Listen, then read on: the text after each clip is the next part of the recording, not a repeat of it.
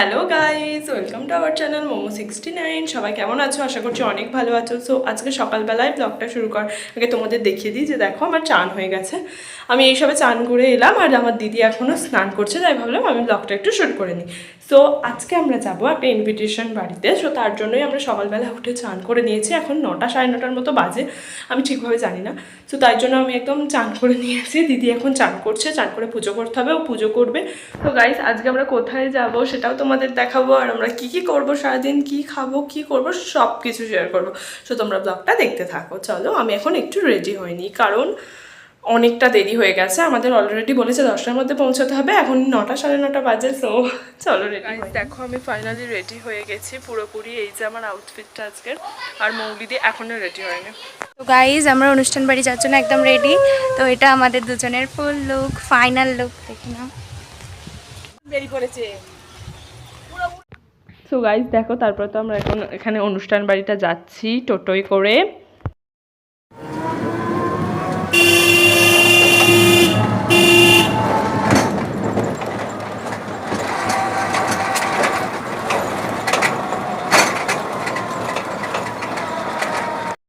তো দেখো আমরা এখন পৈতে বাড়িতে চলেও এসেছি। আর এইখান দিয়ে যেতে যেতে আমি তো কি বলবো বুঝতেই পারছিলাম না। তো গাইজ আমরা এখন চলে এসেছি।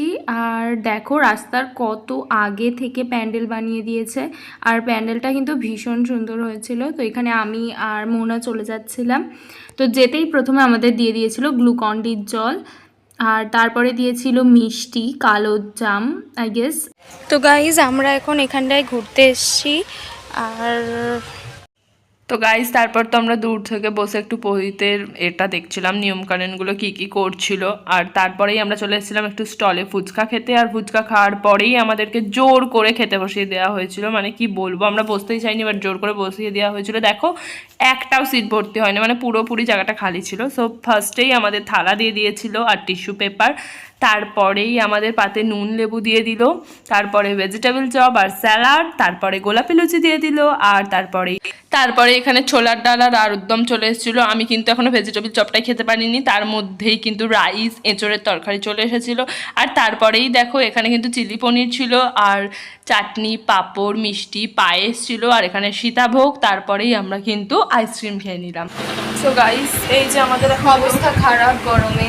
মানে এই গরমে আমরা চুলটাকে খুলে আর দুজন মিলে কি বলবো, ভালো ছবিও তুলতে পারিনি, ভিডিও করতে পারিনি। এখন আমরা ফাইনালি ঘরে এসে বসেছি। দেখো পুরো সব মেকআপ ফেকআপ উঠে চলে গেছে।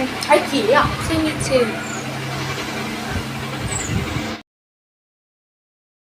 সো গাইস আমরা খেয়ে দিয়ে এখন একটু উপরে এসেছি। আর এই যে জোয়ান এখনো খাইনি জোয়ানটা। সো আমরা এখন রিলস বানাবো, একটু মাঠে যাব, গিয়ে রিলস টিলস বানাবো। সো চলো। আর এখানে বাইরে প্রচুর আওয়াজ হচ্ছে কারণ নিচে তো পইতে হচ্ছে, তাই জন্য প্রচুর আওয়াজ হচ্ছে। পুরো প্যান্ডেল করে ঘিরে দিয়েছে, তোমাদের দেখাচ্ছি। সো জাস্ট দেখো এখানে কোথাও কিচ্ছু দেখা যাচ্ছে না, আমরা এখন উপরে আছি।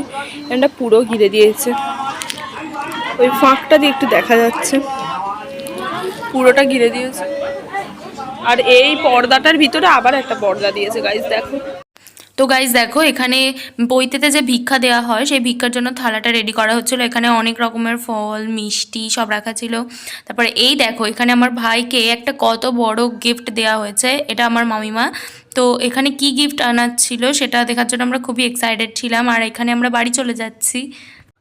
তো আজকের ভিডিওটা এতটাই। তো দেখা হবে তোমাদের সাথে পরের দিনে আবার নতুন কোনো মজাদার একটা ভিডিওর সাথে। তো চলো বাই।